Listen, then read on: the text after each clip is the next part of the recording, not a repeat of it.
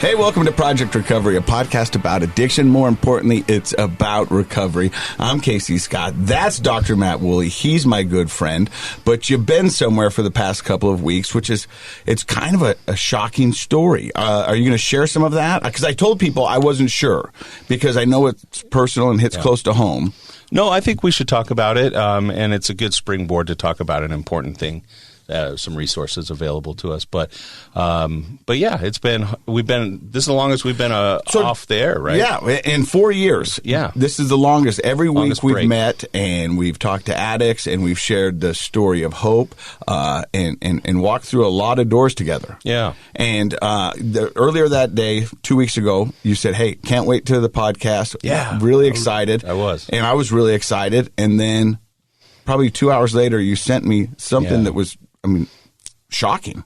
Well, it is. Yeah, let's talk about it because, most of us kind of go about our daily lives, and occasionally we get reminded that there's real big problems that happen in people's lives sometimes. And, and so much of the fact that, my other job is a news reporter, but I'm a feature news reporter. Right. And people often ask me, what do I do for a living? And I go, well, I do all the fluff stuff. I do all the fun stuff. I never have to report on death and darkness and tragedy and stuff that the news is really known for. Right. And I hear about it all the time. And I usually know what's going on in the state or the surrounding states or even the national news. But when you sent me this, I was like, holy cow. And this made national news eventually, but it was all over the Portland area. So, as everyone knows, we're both divorced. Yep. Right. But and I've been divorced for a while now. But one of my favorite people still has been my mother-in-law. Her name was Alice Bolin. And Alice was a wonderful person. And, when you're growing up, you always hear mother-in-law jokes, and you think it's going to be terrible.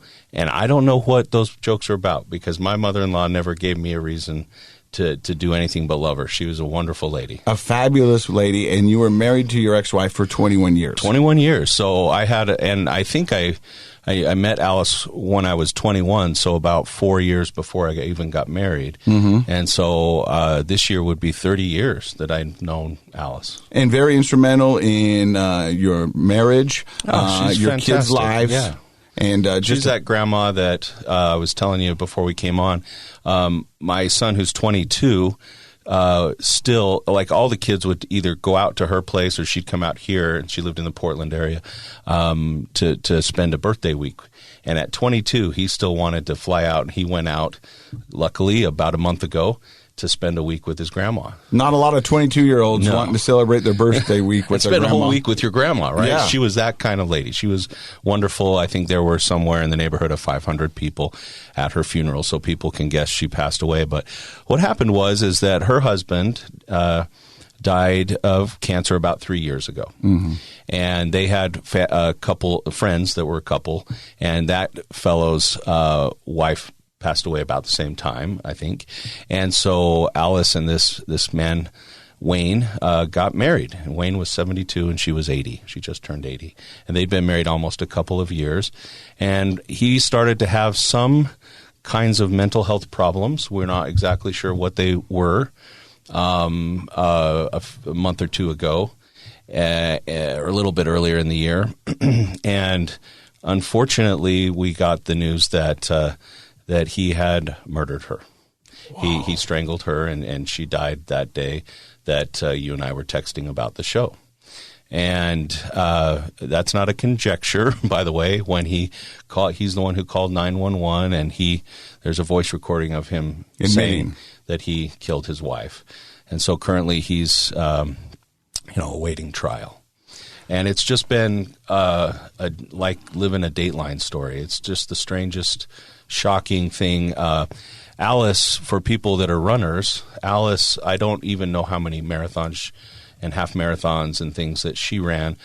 She talked me into running the 200-mile Hood to Coast relay race a bunch of years ago. And she and I have ran the Ogden Marathon together several times, along with my kids and my ex-wife. And she used to love to come up here to Utah and run the Ogden Marathon and some of the other races in St. George, where she was from the St. George area originally. And she was beloved up there in Portland. I mean, she did cooking segments weekly. So it was interesting because she was a kind of like you, kind of a feature person that everyone for the last 10 years had gotten to know in Portland, because she would come on the local news every month and do a cooking segment. She was a wonderful chef and a brilliant cook, and I noticed when I watched some of the news stories about her passing that they got choked up because they knew her personally.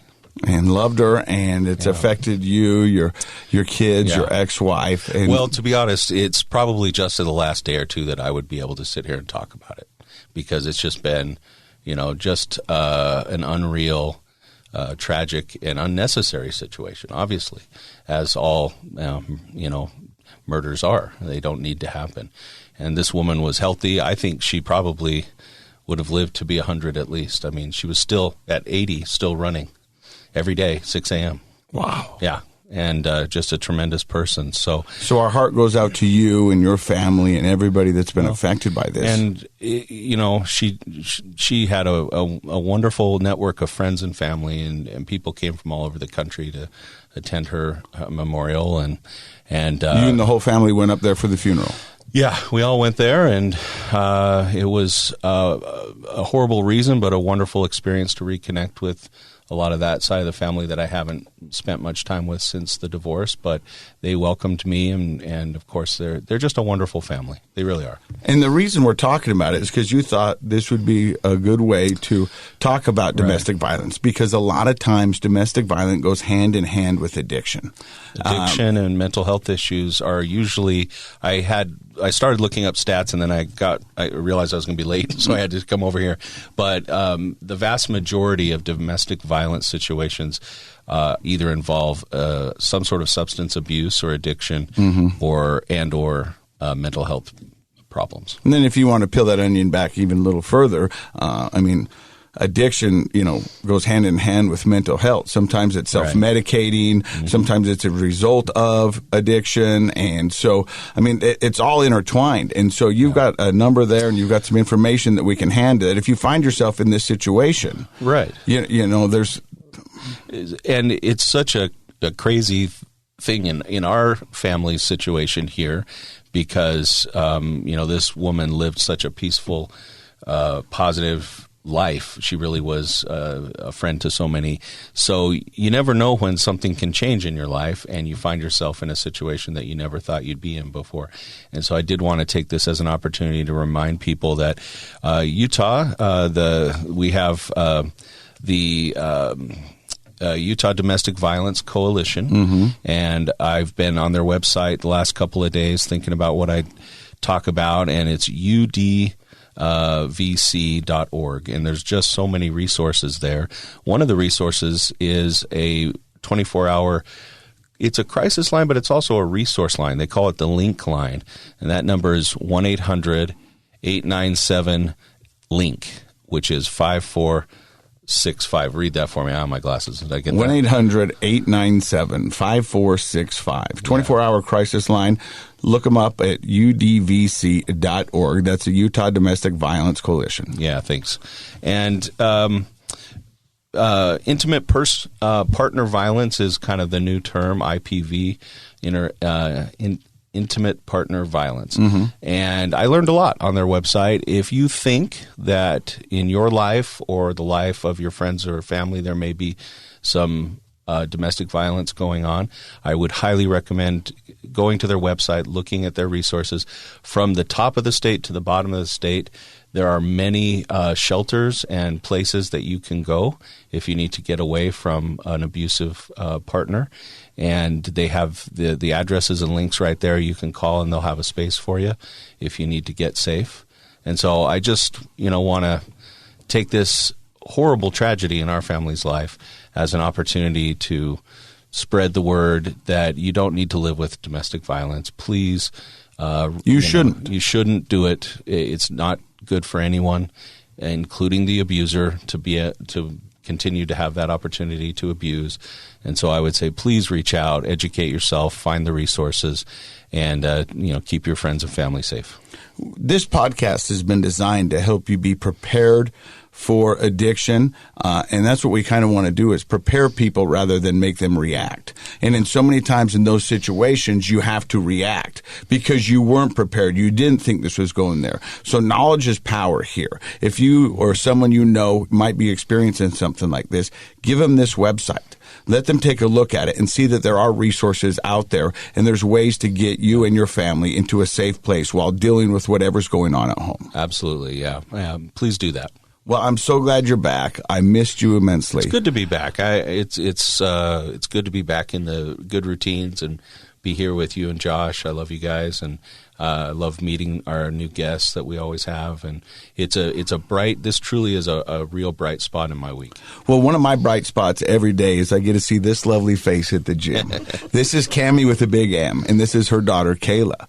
And yesterday we were talking because I knew she was coming in, and I said, "You know what I am?" And she goes, "What?" I go, "I'm a hug dealer. I deal in hugs." You know what I mean? Only Casey. Yeah, I'm a hope dealer. I'm dealing in hope. That's what this podcast is all about. Hugs, not drugs. That's right. Up with the hope, down with the dope, I say. I'm hanging out with CaMi and Kayla, and CaMi reached out to me probably, she says, about a year ago. Yeah. And it was one of those Facebook messages like, I don't know why I'm doing this. I don't do this. But for some reason, I need to talk to you, and I need to figure out what I can do to help with my story. That's wonderful. And so I remember I was waiting for my son a guitar, and I called her up, and I was like, hey. And we just talked for a second, and I said, whenever you're ready to tell your story, it's here for you. And, then we kind of went dark, huh? Yeah, then it was quiet for a little while, and then I bumped into you at the gym, and game on again. And so then we've been talking quite a bit lately, and I see her at the gym almost every day, and her daughter Kayla works the front desk. And every time she's working, I have my earphones in, I come by and I just tell her who I'm listening to. Yeah. So it's either like Britney Spears, Everessence. Everessence? Who is that? Evanescence. I was just trying to be hip there. Yeah. I butchered that. Fumble. But I'll recover. Yeah. We will rebuild. Yeah. You know what I mean? I don't think you should advertise the music you listen to. Really? Honestly. I'm pretty sure that's what Kayla thinks too. Because every time I walk away, she looks at her friend and they're like, oh. I'd explain to her who Janet Jackson was, and she just found out Michael Jackson was in the Jackson 5. I don't think you're doing a good job, CaMi. I'm not. I clearly am not. There's some she has historical no idea. things. Yeah. Before we get to your story, I want you to tell everybody real quick, because let me see if I can show Dr. Matt in my phone. This is kind of cool. And this is one of the first introductions I ever got to CaMi. What does that say right there? CaMi? But what's different about it? The M is big. Okay, CaMi with the big M. Okay. So why is it CaMi with the big M? Because she made me put it in my phone like that. Right, the correct way. CaMi with the big M. Okay. CaMi. So my daughter's name is Kayla. And big C. So it had a big M at the beginning and then a big C because her father's name was Matt and mine was CaMi. So she asked me when she was learning to write her name, why is the C big? And I said, well, it's for CaMi because I'm a part of you too. A couple of days later, I was writing my name, CaMi, and she said, why isn't the M big for Michaela? So I said, you're right. I will make the big M for Michaela. So ever since then, I've just written it big That's for her. Cute. I love that. A little connection there, yeah. So we're going to hear CaMi and Kayla, or Michaela's story, coming up next. You're listening to Project Recovery. Hey, welcome back to the podcast, Project Recovery. I am Casey Scott. That's Dr. Matt Woolley. Back from, it's some tragedy that's happening in your life. Yeah. But what we want to do is keep to be as consistent as we can on the podcast. Well, I think over the last 4 years, we've done a pretty good job. 2 weeks is the longest we've gone with replays. Yeah, it's been a while. But we wanted to bring out the show in a big way, and so we've got a wonderful guest. Her name is CaMi with the big M. This is a year in the making. Yep, year in the making. Well, which is not uncommon. Right. Because I get a lot of people who reach out, and somebody said, hey, you should do the podcast, or they want to do the podcast, and there's a vulnerability side to it where they're like, I don't know if I want to put all my business out there. That's not lost on me. I am really impressed with people's willingness to come on and talk about some very personal things in their life. I was thinking about it the other day, and I'm coming up on my 5-year anniversary of sobriety. All right, yeah. And in that 5 years, I have met people that I didn't know prior. that didn't know me as an alcoholic, didn't know me as a party guy. And so all they know is sober Casey. All they, you know what I mean? That's and weird. So, yeah, it is weird. But to think about that, and, sometimes because I share everything. I'm an alcoholic. And they're like, oh, I didn't even ask. Yeah. My dad's a drunk. That's one of my favorite stories. That's my son, Yeah. But I do it because it helps me. Sure. In the recovery world, they teach us that our secrets keep us sick. And so for me, in the way I work, if I feel like I can get over on you and I'm pulling one off, there's a little bit of high that goes into that. So I don't like to even have that kind of wiggle room. Good. So I just own it. And doing the podcast and doing the stuff for KSL TV and all that stuff, my story's pretty much out there. Yeah. But we'll have people that want to do the podcast, and then the day before they're like, "Ooh, no, I don't think I want to. I don't Which want. I get it. I don't want to put it out there." Yeah. And I don't know, CaMi, if that was your situation. No, I have been putting it out there from the beginning. I've been you'll hear throughout the story, it got out there for everyone anyway. For me, I've been working in treatment centers, so I'm able to share my story, but this is kind of a different setting. Yeah. It's different when you're connecting with women face to face. You're able to give something, and I know this is on a bigger scale. I wanted to do it a while back. I did get a little gun shy, but I'm ready today. Okay. So, yeah. So where does the story of CaMi begin? Did you grow up here in Utah? I did grow up here in Utah, yes. I have a big family. I have 5 brothers, 1 sister. I was brought up in a very religious culture. I would say one of the black sheep of my family. I started partying at a young age. Where are you in the order? Are you the youngest, the oldest? I have one little brother, but he didn't have the chance. So I'm basically the baby. He's raised a lot of me. He's helped out a lot. So, yeah, I'm kind of the baby in this situation. All older brothers and an older sister. When we moved around a lot. My dad changed jobs a lot as I was a kid. I was like 8th grade president and straight A's, honor roll.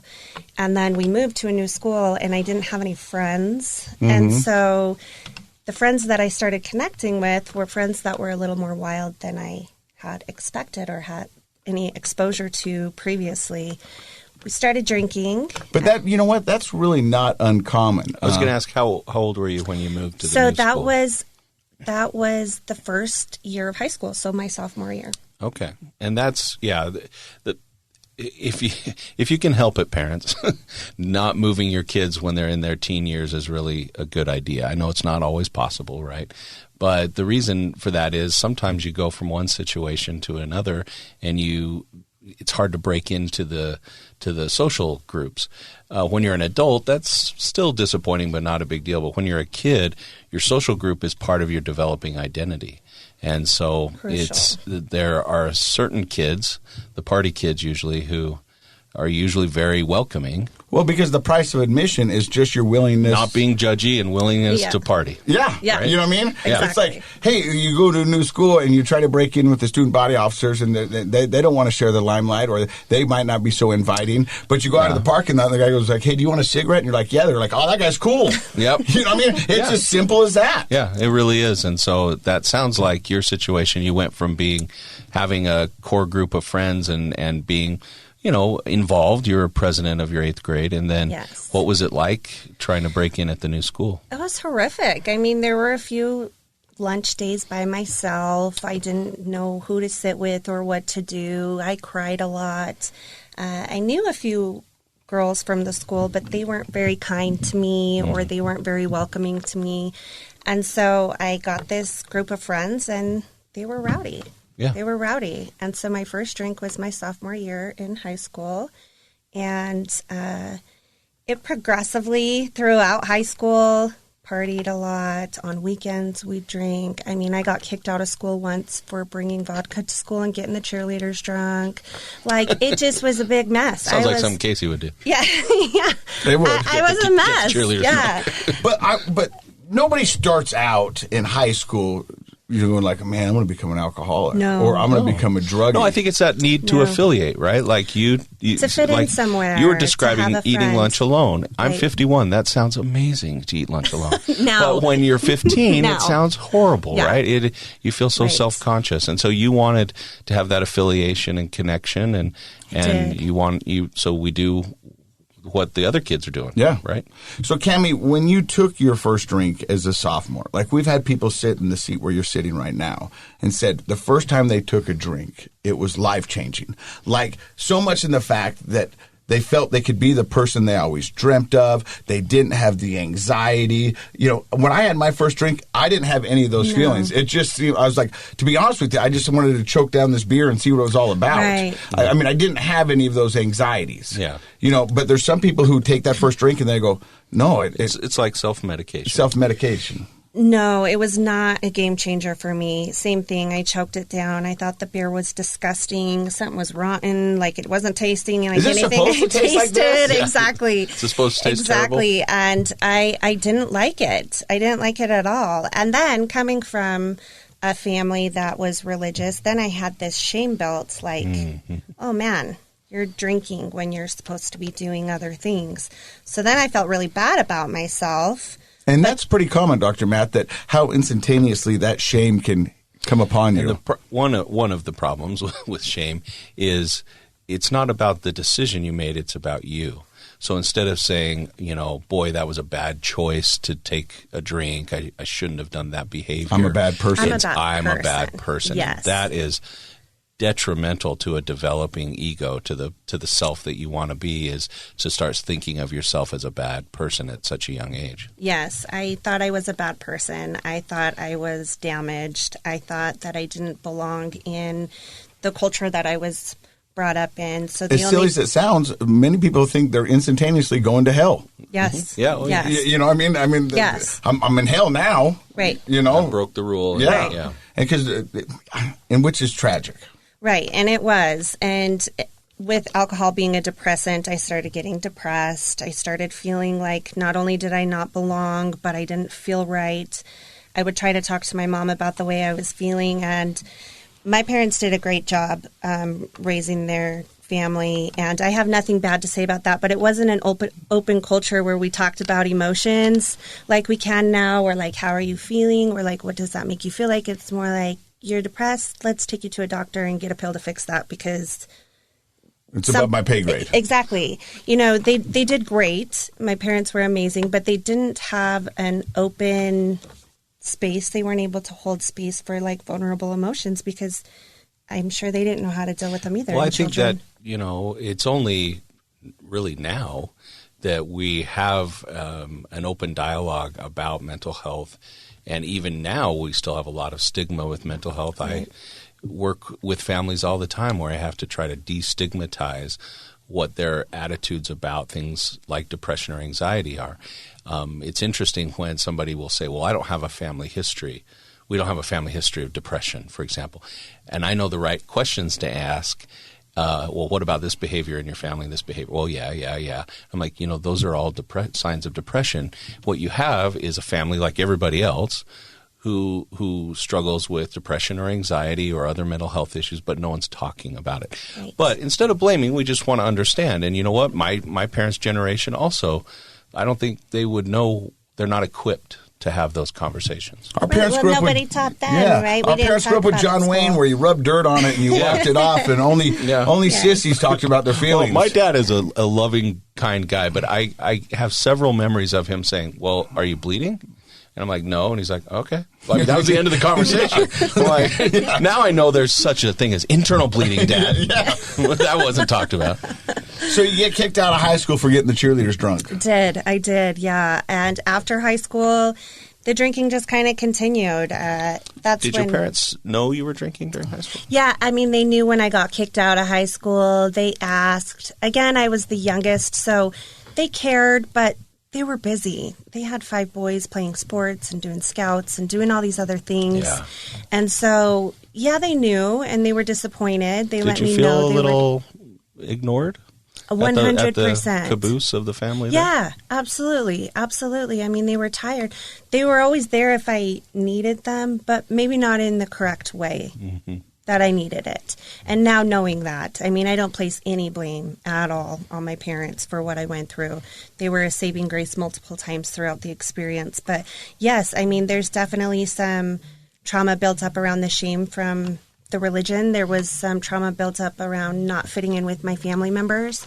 There was trauma and different things that feeling ignored, feeling less than, feeling different. I mean, they started in high school, but just accumulated. Yeah. So you graduate high school, and where's your story go from there? So raves were popular. You know, I went to a few raves. I did cocaine a few times, maybe some ecstasy, but mostly it was just drinking. I got into a few relationships that were less than healthy, and we drank quite a bit. That was the story, continuously drinking until I got pregnant. I got pregnant when I was 20 years old with Michaela. And that'll be a good time to bring in Michaela, because Michaela, it's interesting because I'm listening to your mom's story, and she's sharing kind of her childhood and her upbringing, and now she's about to just part of the story where she's 3 years older than you. And I hear her story, and then I look at you. What does it feel like to sit here and hear your mom's story? It's hard, but also it's like my mom can do anything. Like, she came from a really dark place, and now she's like the best person I know. It's amazing. And I mean, I think it's hard to picture our parents as not our parents, right? Like, you know, picture your parents as young people that are doing what young people do, sometimes making mistakes.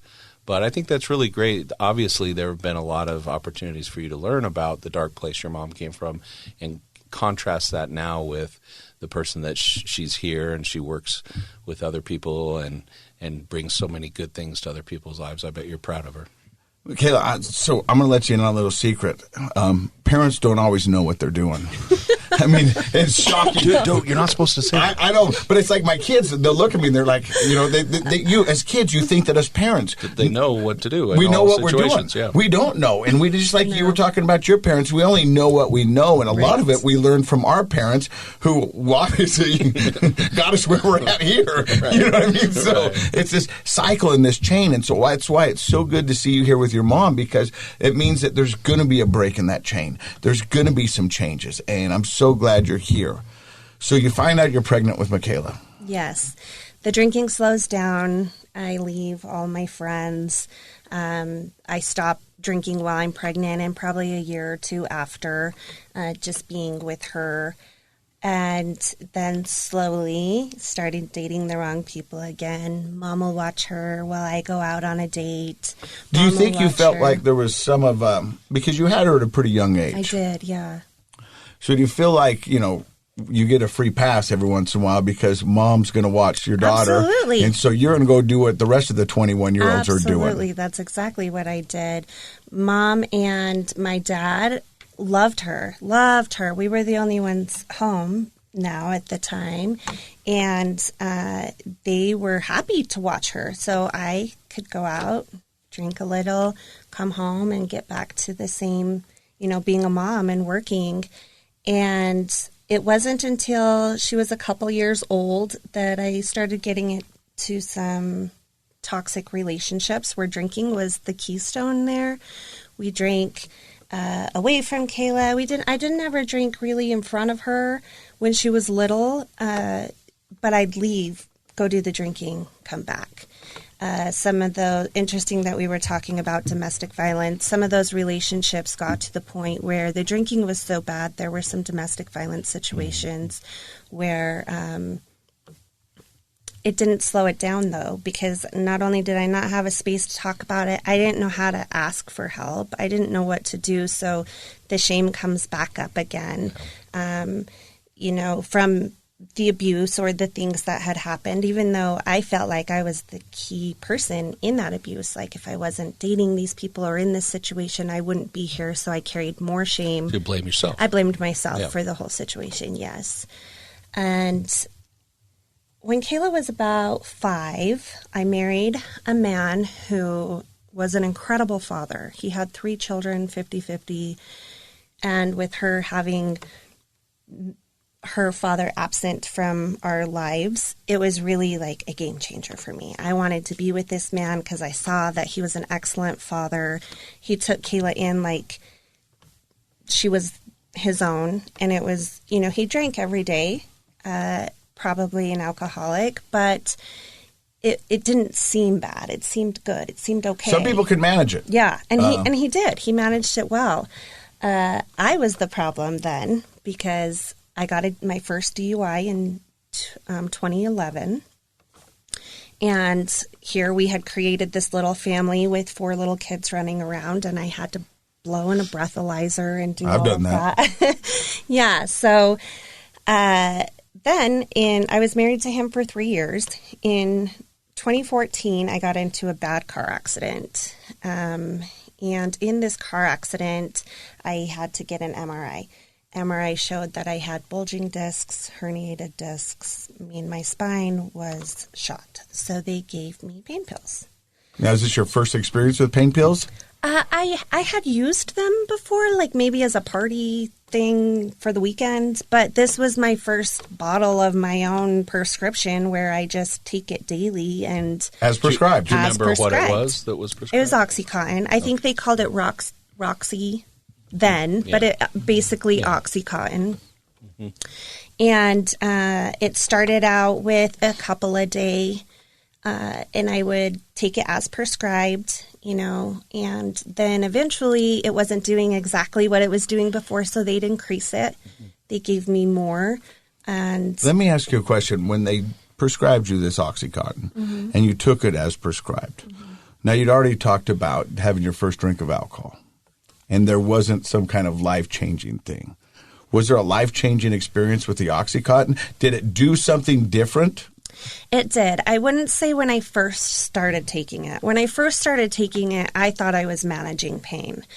But then you kind of have this down crash, right, where that next pill will bring you back to where you need to be. Mm-hmm. So I learned that feeling, if I take the next pill, I can be okay. If I take the next pill, I could be okay. And then I started doing things like chewing them because they would work faster. And then I started doing things like snorting them because that worked even faster and harder and longer. And I ruined my marriage. Because of the pills? Yeah, there were multiple other things that played in place, but I'll take responsibility that I was a mess. I was using my prescription pills wrong. And I assume drinking at the same time? Yes, and drinking, yeah. Which is a big no-no. Yeah, I would take Huge 2 no-no. shots of whiskey every night to help with my back pain before I went to bed. Isn't it crazy the things we can talk ourselves into? Gosh. Like justify it? Yeah, justify it. Like, no, it's going to help my back. My back. No. And I have an MRI to prove it, right? Yeah. So probably a picture of it on the fridge yes. in case anybody ever questions. Yes. Just point. Yeah. Exactly. And so I started getting the euphoria from the pills. I started misusing them often. I started running out, so I would have to buy more. So I would sell and buy. At this point, I ruined my marriage. I got her and I a new apartment in Kaysville. It was a little old ghetto apartment, but it was the only thing I could afford by myself. How old was Kayla at this point? 8 by the time I left. 5 when I got married, 8 when I left. Okay. So she was 8 years old. We were in this apartment. I was buying and selling these pills. Had they stopped prescribing for you? No. Okay. No, they even gave me more. Yeah. I manipulated my way into telling the doctors, like, it's working, but not as well as it used to. And then they were like, well, maybe you need something in between pills. So they'd give me like a morphine one to put in between the Roxy ones. And it was just kind of a great idea. Yeah, right? So let me ask you, but Kayla. In fairness, we can look back on those times now. We understand better. Right. But at the time, docs were just trying to manage pain. And, yes. they were doing the best they could, I think. Right. When you were 8 and you moved into the little apartment, how vivid are your memories of that? I only have bad memories of that house. It's the only thing I remember is bad stuff. The reason I ask is because I have kids and about your age, and they've gone through some of this. And I asked them about that. You know, what do you remember?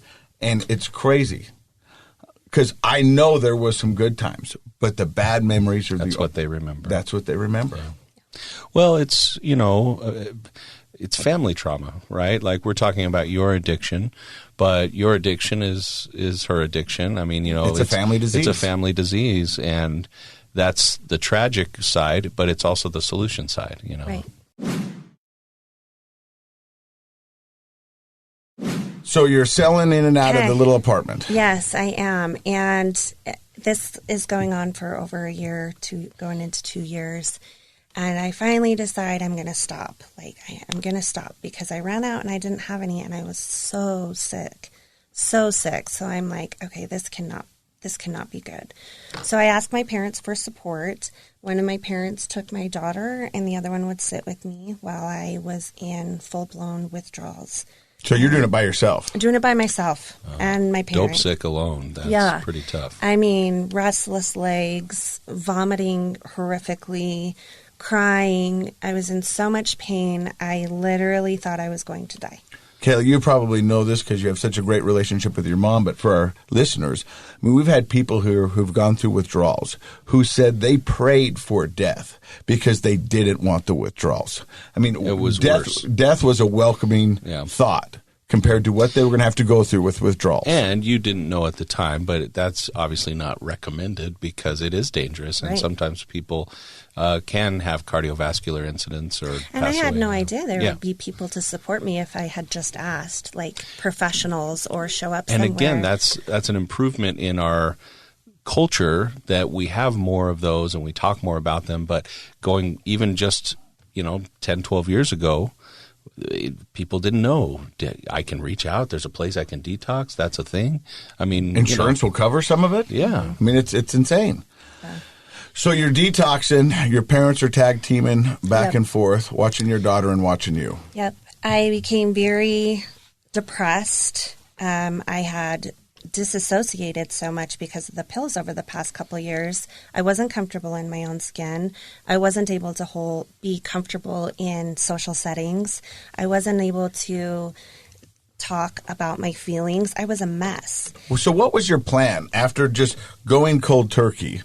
Was your plan just to kind of reintroduce yourself back into society? Or was there... I mean, I didn't have a plan. My plan was the drugs were the problem, right? So once I remove the drugs, I'll be healed. And that's all I knew. That's the extent of what I knew.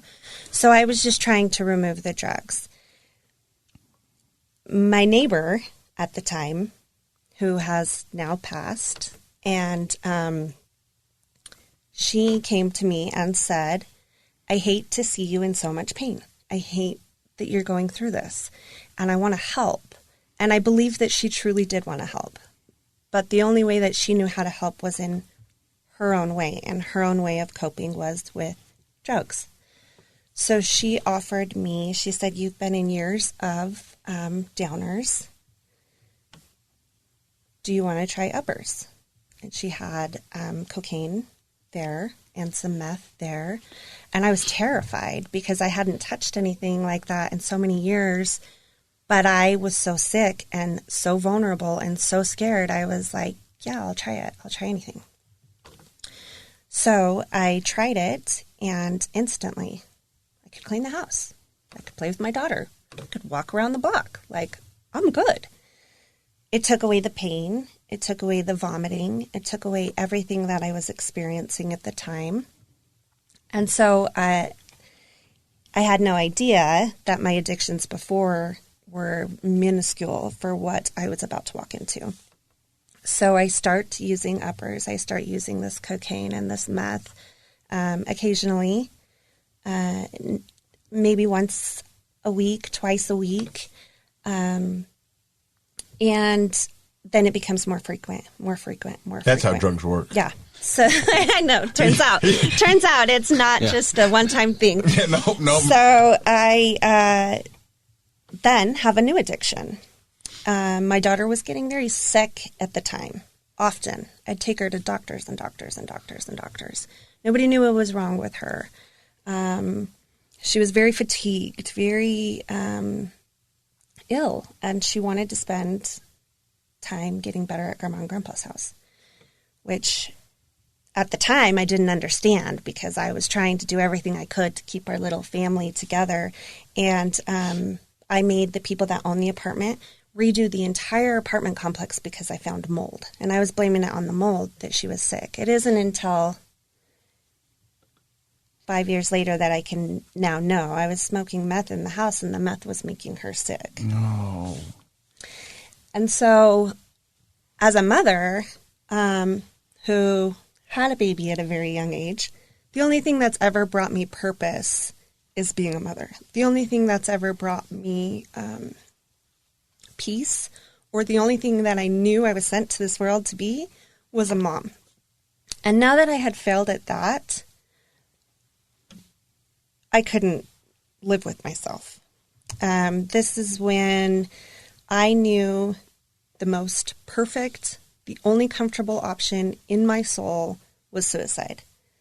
I had made my daughter ill. I had made my parents sick. I had burned every bridge with my family. So the solution was I die. I had a plan in place. I had everything exactly. Kayla needed to be raised by Grandma and Grandpa because they could give her something that I could not. So while she was away with Grandma and Grandpa, back and forth, I mixed in with the wrong people. I got a job making pretty decent money, but these were some crooked people. They were, it was for a property company, Property Solutions, and I knew they weren't great people. I knew that they were probably stealing money. I knew that there was something not right because I was using with them, but they were giving me a lot of money. Mm-hmm. So my plan was to prove my whole family and everyone that knew me wrong. I was going to buy my first house by myself, and I was going to do it, and I was going to do it right. So I got this house in Pleasant View, built from the ground up. It was beautiful.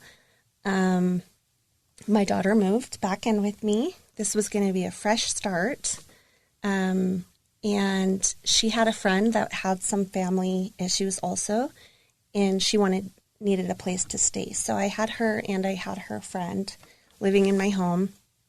And because I was making money, I would buy them whatever they wanted, all the food they wanted, everything they wanted, set them up. It was summertime. I'd go work crazy hours and use drugs with these people who were giving me money. But because I had my daughter back, I thought that I was okay. So many times we think we're checking the right boxes. Yes. My kid's got a house. Yes. They've got food. Yes. They've got clothing. They've I'm got functioning. Whatever they want. Yeah. And I'm doing this so that they can do that. I mean, Yes. once again, it goes back to the justification. 100%. But yeah. And I'm Justified in my assuming you brain. were working through some mom guilt also. And one of the ways, unfortunate ways that we as parents work through our guilt is spend. Yes. Right? We spend that money. Mom guilt is probably understatement of the world. Because I had messed up so badly, the fact that I could give her financial things made me feel like I was doing something. It's tangible. Like it's proof right there. Proof that I'm being a good mom. Yeah. Well, I think you said it, about 2 minutes ago. You were out to prove everybody wrong. Right. I mean, and doing all the wrong things to do it. All the wrong things. I had a brother offer to send me to treatment, but I was too in my ego to say, I have a problem. I just built a house. What are you talking about? There's no problem here. I'm doing all these things. I have my daughter back with me. Like, no, I'll stop. Now that I'll stop doing this and I'll stop on my own. Oh, that's the one we tell ourselves, huh? Yeah. I'll stop. Yeah. So I couldn't stop on my own. I had a couple of drug charges. I had a probation officer. I was in an IOP group, and I was fooling the system for months. I was like, I'm going to get off probation, and I'm still going to be using because I'm that good. I'm that good. And that's another lie we tell ourselves. I remember I was telling somebody, after I got sober, an alcoholic, he was like, "Oh, we knew." Yeah. We knew. We knew the whole time. Yeah. You're the only one that didn't. Everyone around me knew. But you do. You think you get in there and you think you're smarter than everybody else, or you don't belong in this group of people because you're not like them. Right. And it's not until we can admit to ourselves that we are like them and there's nothing wrong with them. We're just trying to figure out this whole crazy thing called life. Right. So you're in probation, you're working on it. Yes, and it's Christmas time. We have about 4 Christmas trees up in our cute little house. I have all the presents wrapped under the trees. I have the little girls at home, and I tell her Mom has an appointment to check in with the PO, and I'll be back. That was when the PO said no more and arrested me. He took me into jail and wouldn't let me make any phone calls, so she was home alone. Left alone for I don't even know how long until she got a hold of my mother, who came and picked her up that night. She spent the holidays with my family. I spent the holidays in jail. There's quite a few really dark days in my life, and I'll touch on a couple of them, but one of them was waking up Christmas morning in a jail cell with a daughter that you're not with for the very first time in her whole life. You've messed things up that badly. While I'm in jail, my house gets robbed, and then I get evicted for not paying because I'm in jail.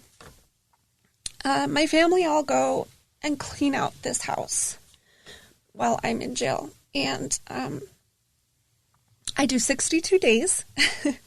And 62 days off of drugs, like, I'm healed. Like, I think in my mind, like, I removed the drugs. Like, now I can get out and start my life over. Like, I'm good. So in jail, I am happy to have somewhere safe to be. I'm happy for the food. I'm happy for the sobriety time. And I'm happy to start my life back over. I'm really, like, in a good headspace. The day before I'm supposed to be released, let me back up just a little bit. In that addiction in that Kaysville house, there were rapes, there were sexual assault. I was held at gunpoint on more than one occasion. I had some pretty dark days there. I don't think that even compares to the pain that I felt. The day before I was to be released, a social worker came to the jail and said, well, your family cleaned out your apartment. They brought in all the paraphernalia, and you are not allowed to see your daughter when you leave here tomorrow. That's the most pain I've ever felt in my entire life. I had no house. I had no job. I had no daughter. She was at my dad's, and I wasn't allowed to go there. I'd burned all the bridges with my family members. So again, the only solution was suicide. This life would be better. This world would be better. My daughter would be better. My family would be better. I cannot. I am uninterested in a life without being a mom. I'm uninterested in a life without Kayla. And so I have I get released to the street, and I call my mom, and I tell her that I'm done, that please let Kayla know I tried. Thank you for taking care of her. Sorry that I messed things up so badly. She said, you're not even going to try and fight for her? And I said, how? Like, again, we go back to the lack of knowledge of resources. What do you mean? Like, DCFS take your children from you. They don't give you your children back. That's not what DCFS does. Like, they removed my child. I don't want to live. I don't. And she's like, well, maybe you should try. Maybe we could make some phone calls and see what we can do. I'm like, Mom, they don't just give you your kids back because your grandma calls and asks for them. Like, that's not the way this works. So the next day, I get a call from social services saying that I could have a visit with my daughter. So I'm like, okay, suicide plan can wait a few more days. I'm going to go have this visit with my daughter. And when I see her, I was just so full of joy and also so crushed that I had ruined things so badly, that I had destroyed. It's always been the two of us, and I had destroyed the two of us. The social worker said, if you want these visits to continue, you have to go to treatment. Treatment to me was like celebrity rehab. Like, you have to have $100,000 and go somewhere on an island and get better. Like, I didn't know that the state would fund treatment. I didn't know that I had options or resources that Medicaid would help with. So, considering my only other option, I decided, okay, I'll go to treatment. I'll go to treatment, and they promised that I could see her once a week as long as I stayed in treatment. So at the time, it was called WRC, it was Women's Recovery Center, and I went to treatment there. It was a 90-day program.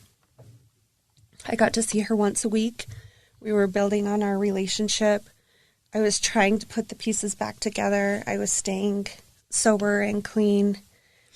And right before I graduated that 90-day program, I had shared my ibuprofen 800 with a girl who had a toothache, but that was dealing drugs and against the policy. So they made me go do another 2-day sanction in jail and then come back and start my program over. So another 90 days? Another 90 days. And for the listener who's not familiar with these sorts of things, that sounds overly strict, but from your point, looking back now, why do you think that's the now, I mean, the it's rule? safety, right? It's a prescription drug. And even though I may minimize at the time saying it's ibuprofen, what's the difference of me giving my ibuprofen as opposed to giving my Oxycontin or a prescription drug that's not for someone else? They're to keep people safe, and they were trying to keep me safe in treatment. I just wasn't understanding their logic. Well, and it's that justification slippery slope, right? Yeah. So even though ibuprofen's not an abusable drug in the way that Oxycontin is, it's that behavior. Yes. And we know in recovery, one behavior leads to another, and it is you a get away with slippery this, slope. well, Yeah. I can get away, and you're Yes. testing the waters. Today it's ibuprofen, and tomorrow it's something else. So Yes. it sounds overly harsh, but it has to be in order 100%. to help It was the a right person thing. get through their addiction. So you go to 2-day sanction. 2-day sanction, another 90 days in my program. So now you've been there half a year. Yeah. So the first 90 days, I was jumping through all the hoops. I was checking all the boxes. I was doing everything I could to get my daughter back. The second 90 days, it was a powerful thing where I learned to not only love her, but I learned to love me, which was foreign because here I am, 35 years old, and I had never loved myself or had respect for myself for some of the things that I had been through and some of the things I put myself through. So I know it was God's plan the second time to go back, learn your worth, learn your value, do this for you also. So I am so grateful for the rules that were in place in that program.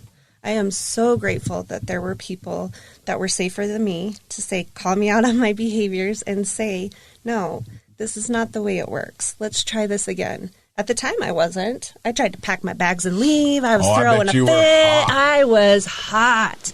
At the time, I was not having it. But now looking back, gosh, I wouldn't have made it if there weren't safe people around me keeping those rules intact. So after you graduate the second 90, where does your story go? So from there, I get Kayla back full time. We move in with my boyfriend, who was also facing, he wasn't a drug addict, but he was an alcoholic. And he was dealing with his own demons, dealing with his own stuff. But I justified his drinking because we weren't in jail. I wasn't addicted to drugs. I was fine if he drank. But it became too risky. those domestic violence situations would come back up. They would start to arise. It was difficult for me to do intensive therapy and come home with someone with liquor on their breath. Like, the communications weren't effective. So I decided that enough's enough, and I gotta move out. So he packed all my stuff and put it in a storage unit. Kayla and I are finally back together with nowhere to live. Back on couches, slept at a friend's house, slept at Dad's house a couple times. Didn't know how I was going to do it. Then I get a call from this attorney who told me that after 3 years, my disability had gone through and they had $18,000 for me. I don't even remember applying for disability. I was so far in my addiction. They had every detail of my life that I had given them, but I don't remember any of it, like none of it. And so I know, again, it was all God watching out for me 100%. So when I got that $18,000, I paid off my court fines, I paid off my eviction, I paid off everything in collections, I was debt-free, I got a little car, and I got us into a little apartment. And that's kind of where the healing began. I mean, treatment is where it began, but in real life. I had her back. She was in school. After I finished my IOP program and a few little jobs, I got a job at a treatment center. I had to have 1.5 years sober prior to doing that, and I had that. And so once I got that job, I started as a house manager, and I was there for 3.5 years and just kept working my way up. And so I got to be in multiple different positions in that job. She stayed in therapy. I stayed in therapy. More importantly, we shared quality time together. You know, we talked about buying her off before. This is what it meant to, like, have her back. We could sit on the couch and do homework. We could talk about her broken heart over her boyfriend. We could go get ice cream when she's on her period. I mean, just things that moms and daughters do. So those years were really healing and beneficial for us to kind of come back together and start to rebuild. You're really connecting. Yes. You know, being together is not a connection, right? Right. And what do we say about connection on the show? Well, the opposite of addiction is not abstinence. The opposite of addiction is connection. Yeah. And you've got to find that connection, and you've got to find your people. You got to find your group. You got to find those people who believe in you, even when you might not believe in yourself. Yes. And people that will want the best for you. Yes. And that's what it is. It's connection. Yep. Your story has had me choked up, had chills and all that, and I just keep looking at your daughter, and because I've put my kids through something similar, and that's the toughest thing as a parent. And I say that as a parent because I'm a parent, but I look at you in your face, and when you see your mom, what do you see?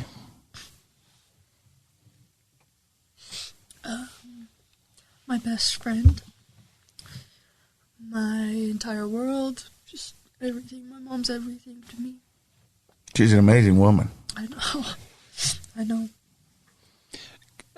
This might be kind of a hard question, but you know, your mom's kind of talking about 2 periods of time in your life with her.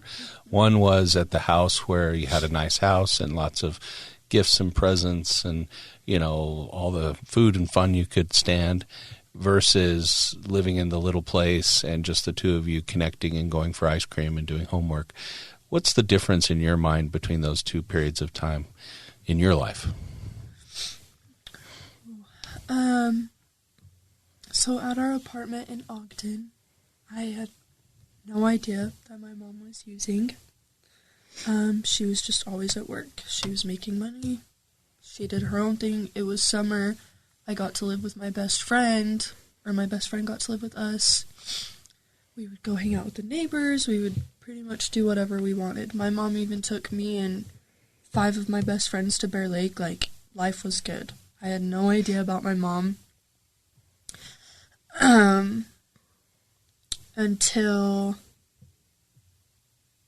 my grandpa told me that I was going to stay with him for a while.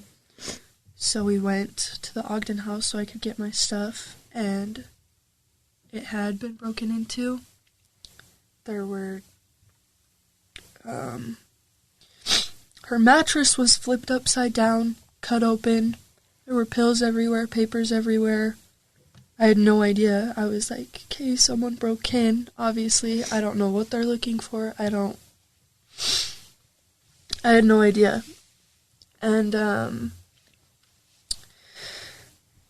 then when we got our newer apartment and we started spending more time together and just rebuilding everything, it was completely different. I had my mom back, even though I didn't know about her using until after. But it's completely different feeling. Yeah. It sounds like in the other case, your mom wasn't around as much, but it was fun because there was lots of stuff and freedom. But it sounds, I can tell just by how you talk about it, that it's more meaningful, the second experience of actually connecting and feeling close with your mom. Is that what you're saying? Yeah. Yeah. And I think that's, back to like the mom guilt or parental guilt, which we all have at times for various things.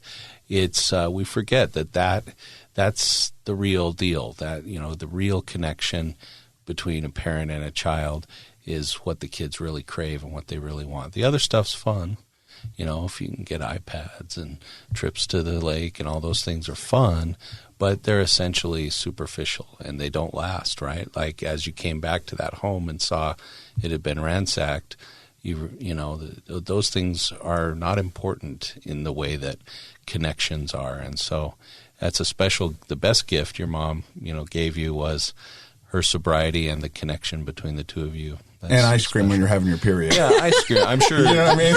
Yeah, For sure. Are you happy your mom brought up your period on the show? Yeah, that's a good one. I just want to say thank you both for stopping by. And I think your story is going to resonate so much with those out there because here you are and you've been through the darkest days. But you're sitting here next to your best friend, who's also your daughter, and you're sitting here next to your mom. And this is a perfect example of addiction being a family disease.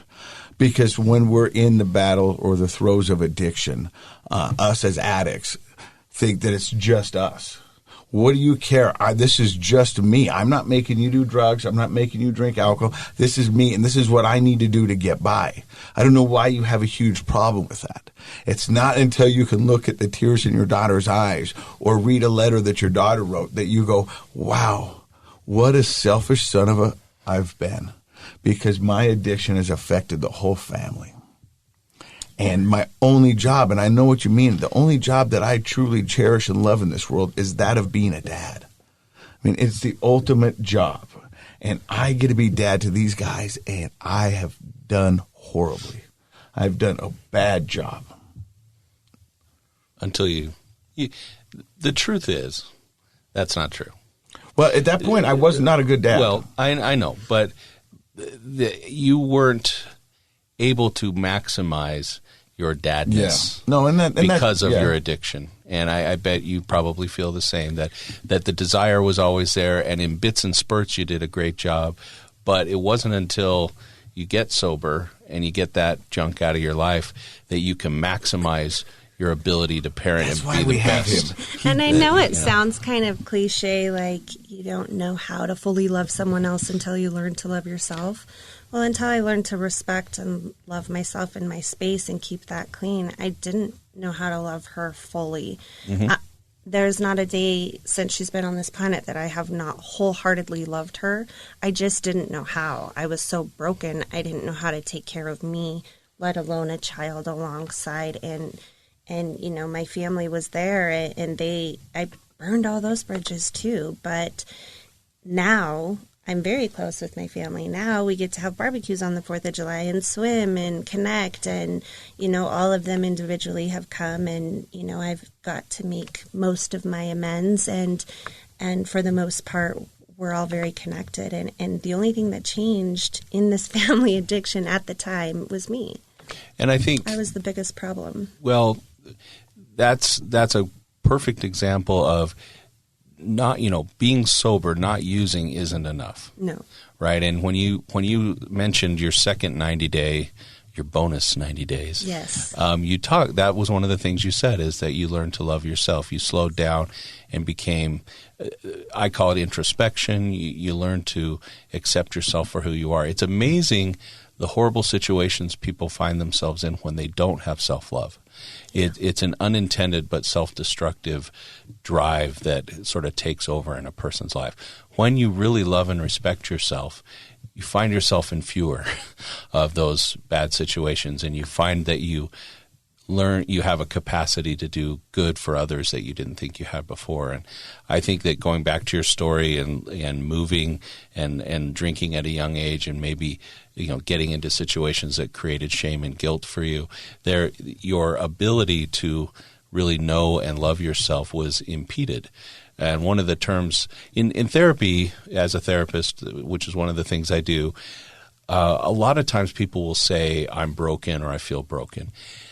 And I totally get that. I get that feeling, and I'm not saying they're wrong. What I like to help people do is change their way of thinking about that into the term underdeveloped.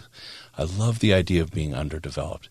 Now, we can feel broken, and I'm not going to argue with people on that. But if you can shift your thinking to, maybe I'm not broken. Maybe I'm not trash. Maybe what I am is underdeveloped. Maybe experiences, addictions, abuse, things that were in my life before stopped some of my personal growth and development. Stunted. Yeah, and if I can get into that, if I can catch up on my development in important areas of my life, I'll finally be the person that I wanted to be. And I think that second 90 days helped some of your personal development catch up. Yes, and like when you talked about shame, one of the biggest things that I learned was, Brene Brown says the difference between shame and guilt. Guilt is I did something bad. Shame is I am something bad. And me learning the difference between those two, and also having support that when I was not able to do it by myself, I didn't realize I could ask for help. And knowing that there were people that would be willing to help, that there's resources out there to get the help, because I wasn't bad, but I did have a lot of damage that I didn't know how to carry by myself. That's very well said. What are you doing to help others right now? Because I know that's something you do. Yes. So I have done a widespread. So I worked at a treatment center for a while. I ran a Davis County Addict to Athlete chapter for a little while. I taught yoga at multiple different recovery centers for men and for women. I've spoken to youth groups on mental health. I have worked on my own recovery through constant therapy. Nature does a lot for us, does wonders for us. Right now, I am starting with some dear friends of mine to help open up this new recovery center for women in addiction. So I'm super pumped to be on board with that. It's going to be right there in Morgan. Yeah. Can we say that? Yeah. I just did. Yeah. Yeah. We love Morgan. We love Morgan. With Ryan Brown and John Redd. Yeah. So I knew that would be the answer. Listen to all the good stuff that she's doing. Amazing. And that is other than your mustache, that's my favorite thing about coming in here every week, is because I had no idea. I'm a psychologist. I work here in the community. I'm not an addiction specialist psychologist. I do other things. But of course, you work with people, you work with addictions, right? But I had no idea how full our community is of people in recovery doing such great service and so many good things for our community. And that's what I love. That's part of the message I always want to get out every week on the show is, you people that are out there that I used to be one of you, no idea there were people doing such great stuff in our community because they've gotten themselves sober, they're in recovery, and they're giving back. And nobody gives back like an addict in recovery. Well, because that's the promise we made. Somebody helped us out, so we'd be selfish of us to keep it. Yeah. Yes. So we're going to give it to anybody who's willing and want. Yes. Well, thank you for stopping by and sharing your story today, CaMi with a big M and Michaela with a big C. Michaela got in trouble the other day at the gym. Yeah? Yeah. Well, what was she, listening to Britney Spears? No. She was actually spent the night hanging with Snoop Dogg and was late to work the next morning. Oh, you went to the Snoop Dogg show. Okay. I said, you know what? Snoop Dogg's worth it. I was going to say, if you can say I was hanging with Snoop Dogg, that's why I'm late to work. That should be a pass. Yeah, right. Snoop Well, double O. all the people at the gym That's what I at told 5 Casey. a.m. I'm like, didn't yeah, I think was so. with Snoop Dogg, but I got in trouble this morning. He's like, you're fine. You're fine. Don't worry about it. You hung out with Snoop Dogg last night. What are you complaining for? Cool. Well, thank you very much. If people want to Yes. find out more about you, could they follow you on Facebook or Yeah, or what about absolutely. the news center? What's it called? The news center is going to be Reprieve. Mm-hmm. The website should be launched here shortly. I won't give an exact date because I don't know. Our open house is August 10th. After that, we plan on opening. Reprieve will be a women's center up in Morgan. So Love it. I love it. I'm CaMi glad. Sandall. Us Morganites are hard. We're slow to change. So I'm glad you guys are bringing some positive change to Morgan County. me too. It's a I love beautiful it. place. Kayla, thank you so much for stopping by and sharing your mom's story with us. Of course. You're an amazing young lady. Thank you. Effervescence. What was it? Evanescence. Yeah, I My love it. favorite is when you came in the other day. You're all, Usher, I can drop it like it's hot. Well, speaking of dropping it like it's hot, we just dropped another episode of Project Recovery. And in case you forgot, Project Recovery is what? It's a KSL podcast. Yeah! That's Little John. Okay, if you say so. Pretty sure it is.